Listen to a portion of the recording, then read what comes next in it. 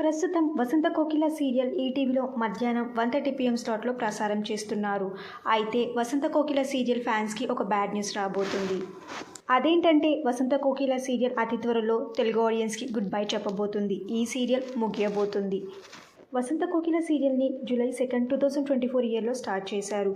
కానీ 1 ఇయర్ కాకుండానే ఈ సీరియల్ని త్వరగా ఎండ్ చేయబోతున్నారు.